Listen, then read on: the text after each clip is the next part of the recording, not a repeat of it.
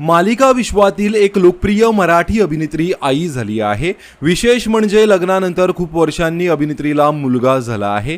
त्यामुळे अभिनेत्रीने भावनिक पोस्टही लिहिली आहे। अभिनेत्री वैशाली भोसले हिच्या घरी चिमुकल्या पाहुण्याचं आगमन झालं आहे।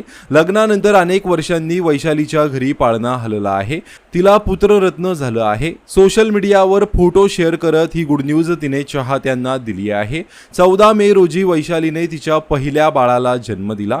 वैशालीने तिच्या इंस्टाग्रामवरून बाळाची पहिली झलकही दाखवली आहे। या पोस्टला तिने छान कॅप्शनही दिलं आहे।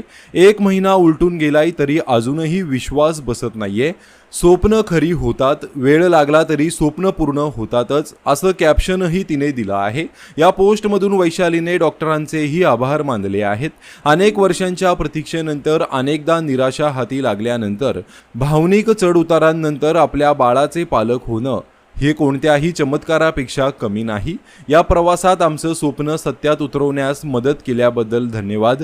वैशालीच्या या पोस्टवर कमेंट करत चाहते आणि सेलिब्रिटींनीही तिचं अभिनंदन केलं आहे। वैशालीने अनेक मालिकांमध्ये काम केलं आहे।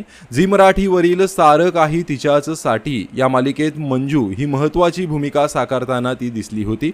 याशिवाय रंग माझा वेगळा, चंद्र आहे साक्षीला, तू माझा सांगती, लक्ष यासारख्या मालिकांमध्ये तिने काम केलं आहे।